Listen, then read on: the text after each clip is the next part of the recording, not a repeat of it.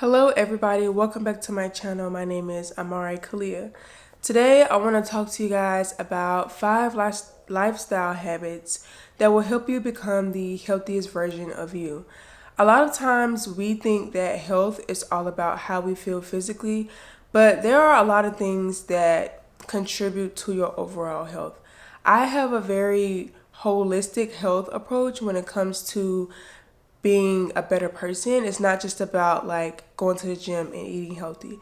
Although those things are very, very important, there are some other things to think about and consider and practice in your everyday life to become the healthiest version of you. The first thing I want to talk about is the importance of incorporating quiet time throughout your day. We live in a very busy world. We live in hustle culture. We live in a world where we should always be doing something. So one thing that I've been really doing the past couple months is letting go of things that don't serve me or align with who I want to be, who I want to become, and learning how to spend more time on the things that are helping me to be that person I want to be, or just those things that genuinely make me happy.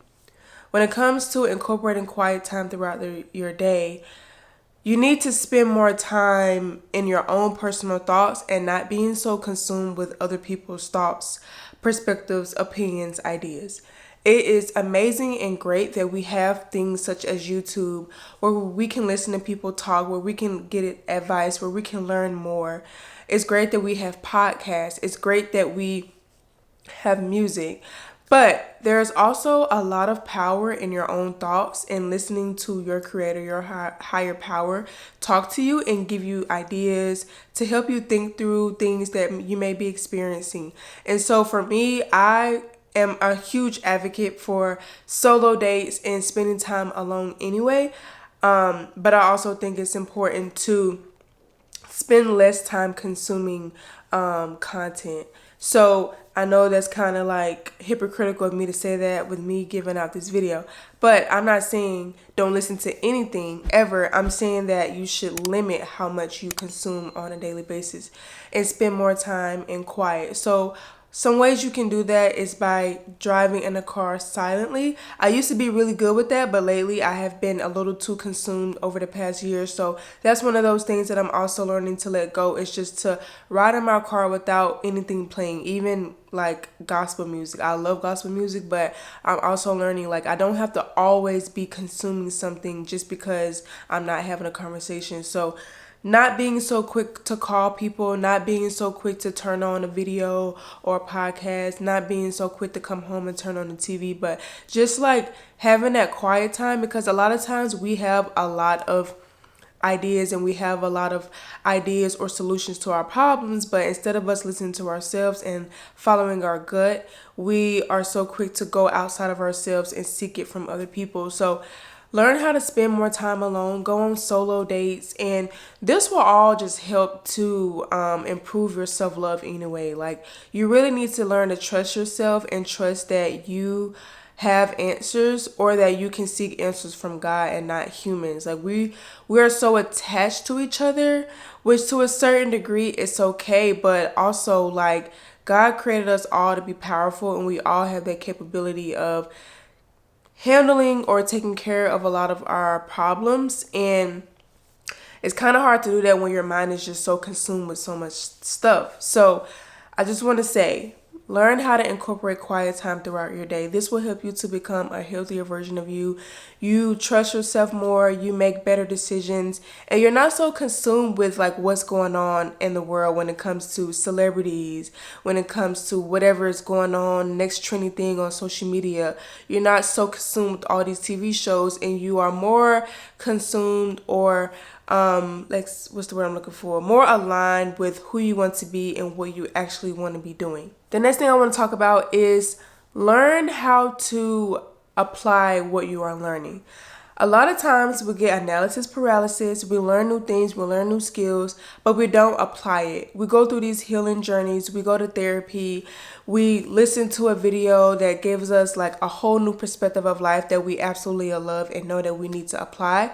But instead of us actually taking the time to apply it, we just think about it and we never actually grow and learn. Or you may take a course on something and you've learned it, but you haven't figured out how to put those things into action. The main point here with this one is put the things that you're learning into action. Put some steps behind it. Build some better habits. Create some routines. Just put these things into action. So, for instance, like if you're going to therapy, that's something that I also just started recently. If you start therapy and your therapist has gave you some tools or some things to practice, whether it's on a daily basis or weekly basis, do those things that your therapist are telling you to do, because it'll help to rewire your brain, but also like create new habits and allow you to really like do these things and change some of the things that you are doing that may not be as healthy for you. So whether it's coping mechanisms, whether it's how you communicate, whether it's letting go of some of your more bad or toxic habits, like you need to learn how to put the new things that you've learned into action so that you can become that better version or healthier version of you. If you see me looking down, it's because I'm looking down at my notes. And the main point here is that you just want to be a wiser, smarter person. It is very sexy and amazing and a beautiful thing when you see someone who is very wise. They're able to articulate, they're able to have these great deep conversations. They are able to teach you new things, and that is because they have put action behind what they have learned. They've actually studied and actually figured out, okay, how do I make whatever this is show up into me? How do I become that better version of myself? If you want to become a better communicator, you don't do that just by studying how to communicate.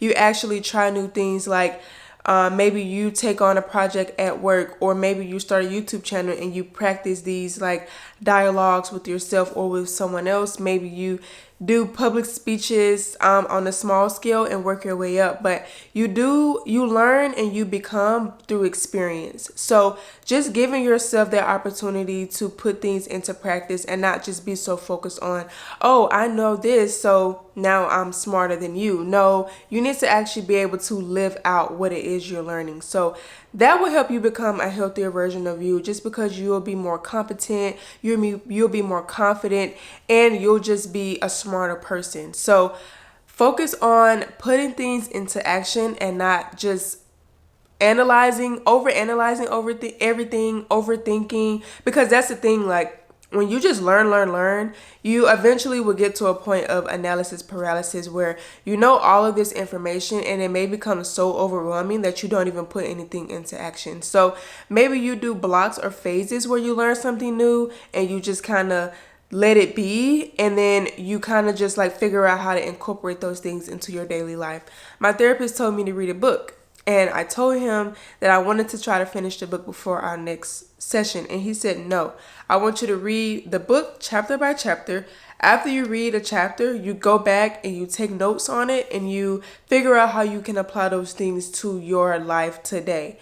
And I thought that was very empowering and very powerful and very like, I don't know, it just felt like, dang, like we are so quick to just like read something just to say that we read it, but we haven't even figured out like, how can I apply what it is that I'm learning? And so I love that approach of reading it first and then going back, taking notes, because there's so much power in taking notes as well and writing things down. So yes, you just want to make sure that yes, you're learning and yes, you are furthering your knowledge, but make sure you take the time to figure out how to apply what you're learning to your everyday life.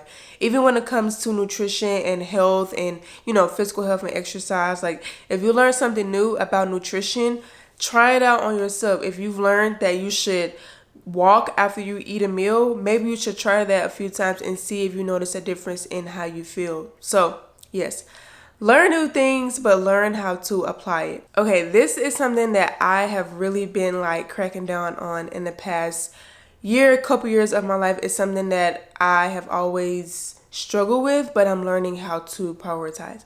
And that is my finances. Prioritize your finances. Your finances is a part of your overall health. First of all, when your money is not together, you are going to be 100% stressed out. You're going to be in survival mode. You're not going to make rational decisions. And it's just not a good feeling to either not have money, to be in debt, to be living check to check, to not have enough money each month to pay your bills, not have enough money to do the small things that you love, like maybe going to buy you a coffee, going to buy you some lunch one day, or just going on a vacation. Like, it's not a good feeling to be able to do those things that you enjoy. Maybe you want to go on a little shopping spree. Maybe you want to get your hair done, but you don't have the money for it. Prioritizing your finances is very, very important no matter how old you are. I'm 24 years old, but it's something that I am tackling now. I'm not waiting until I'm in my late 20s, early 30s to start figuring out how to invest, how to save money, how to save for retirement, how to build an emergency fund. I'll just give a little background on me. Me personally, what I'm focused on right now is retirement. So I'm starting to invest in a retirement account, which is the Roth IRA account for me. Hold on, I'm not a financial advisor. I'm not a any of that. I'm just sharing what I'm doing. So I'm focused on that very minimally though. I'm just putting money in there every month.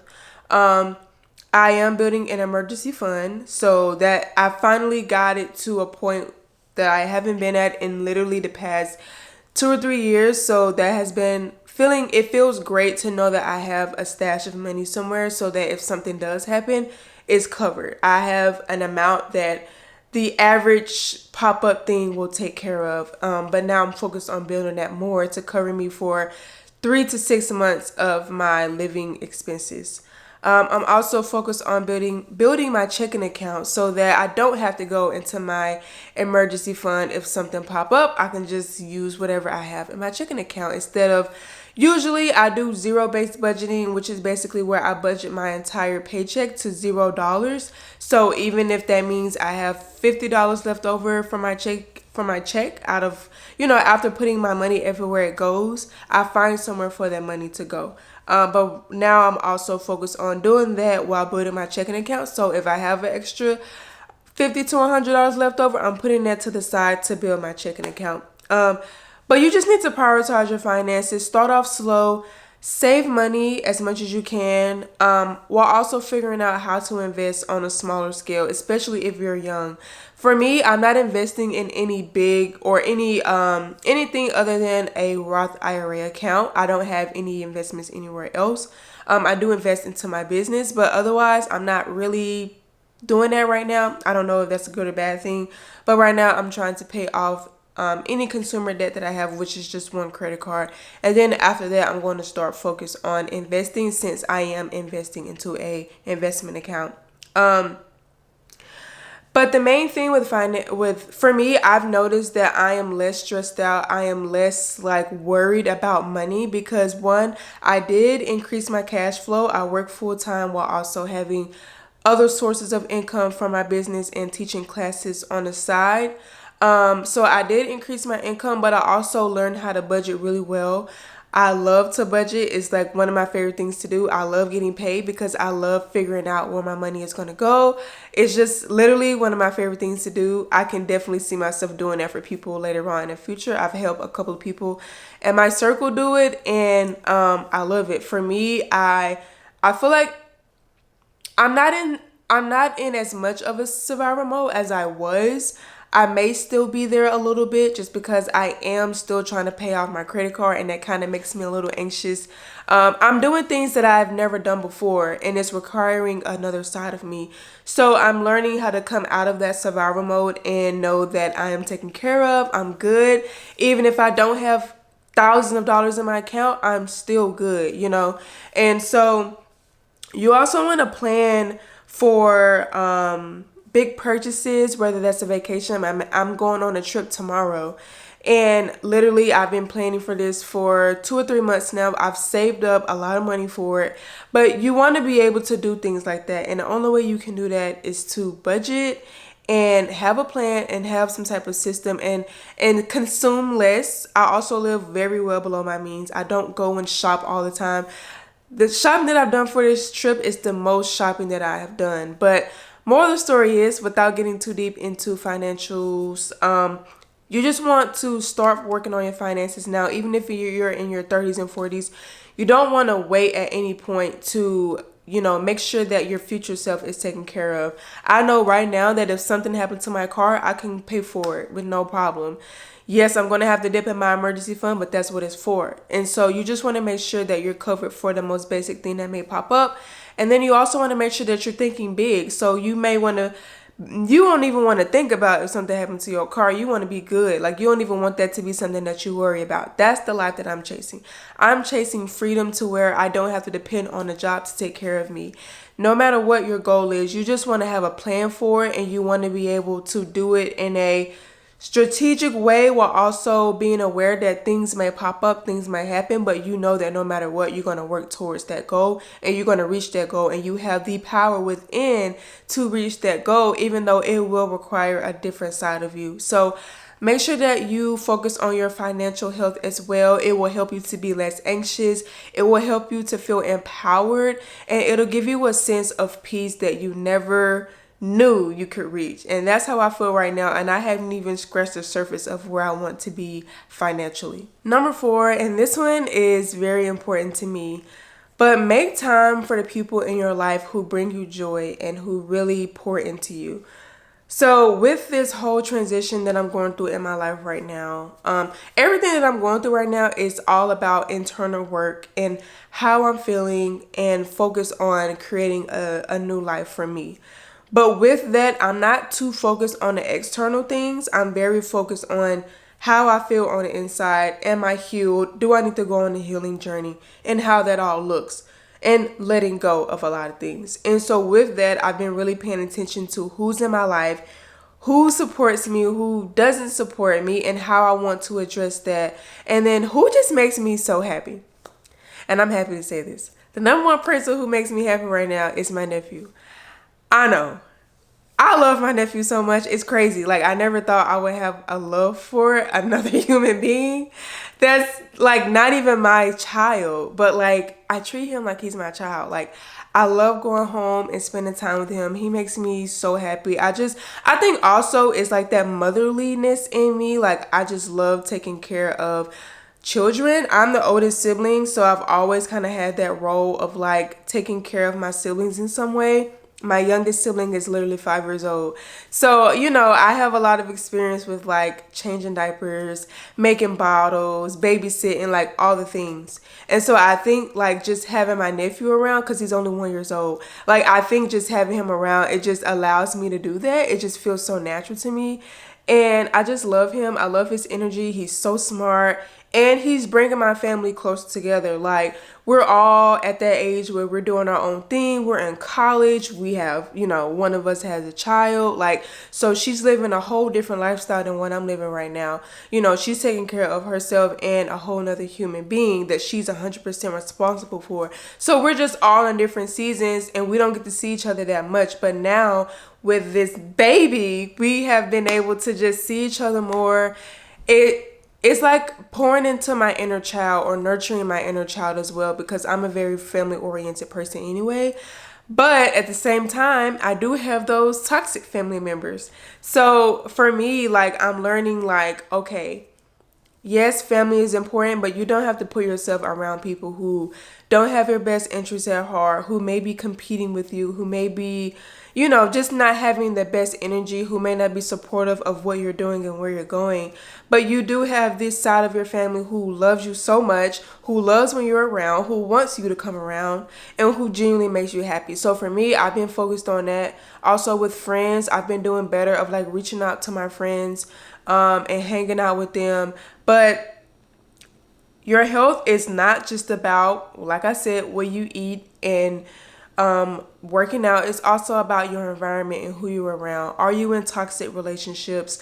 Are you in toxic friendships? Are you around toxic family all the time? And I know that's hard for people who live with their family, but if you don't live with your family, or even if you do, find ways to be around people who really pour into you and people that you just genuinely love to be around. So I don't work weekends. I do teach a class on Saturday mornings, but I can switch that up at any point.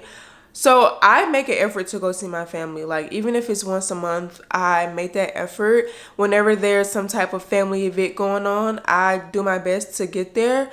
Of course, I'm learning how to have boundaries and not jump to everything and not people please, because that's something that I do struggle with, which we will talk about another day.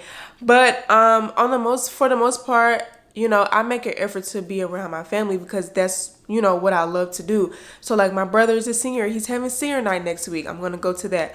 My nephew's birthday, I went. My sister, she has events. I go to her events. My little siblings, I make time to take them out and get ice cream, take them to the park, and it's also just really, it feels really great to also be a role model to your siblings that's younger or older or the same age as you.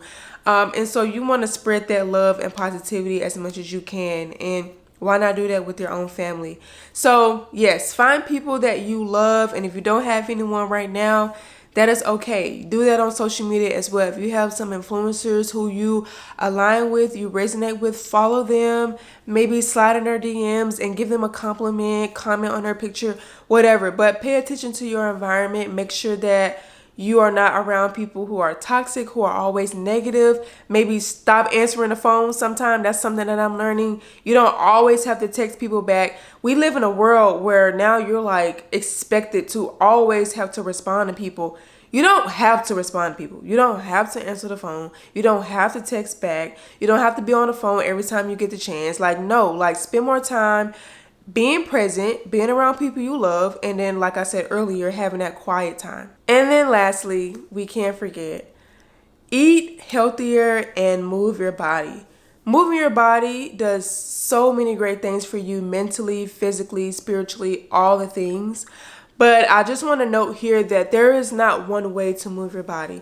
You can go on walks, you can take dance classes, you can take yoga classes, Pilates, you can lift weights, you can do whatever you want. As long as every single day you're finding a way to get out of your bed and move your body and burn some calories. That's all I'm saying. Go for a 30-minute walk. Go take a 45-minute class, but you only in there for 20 minutes. That's okay. But you just need to move your body, and you also do need to prioritize what you're eating. So eating more clean foods, whole foods, so eating your fruits and vegetables, eating your protein with every meal, but also, having that little leisure every now and then, having those things that you love to eat. This morning, I had Chick-fil-A for breakfast. I love to do that on Fridays. Not every Friday, but if I don't have anything going on, I like to get me a chicken biscuit with some fruit and a iced vanilla coffee. But that's okay. I don't eat it every single day. So just really prioritizing your physical health as well. That's like number one. That is so key because that pours into everything. The point of this video is for you all to understand that health is not a one-way thing. There are so many ways that you can prioritize your health in different seasons of your life. So for me right now, my last few months was really focused on getting in a routine, really focused on really like my financial health, figuring out like what I need to do to focus on my mental health. So starting therapy, doing more inner work, realizing like, okay, I need to let some things go. I've been holding on to doing this thing or doing that thing because the world told me that I need to, but actually I need to let that go.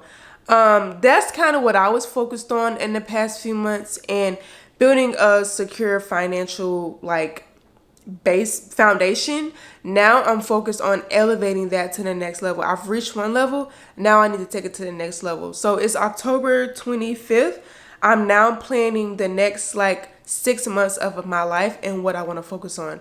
So I am definitely focused on my health to the T. So I'm really focused on, because I just did a half marathon this past weekend, and that was my focus as well for the past few months. I wasn't too much focused on my health, like I was just focused on getting this race done.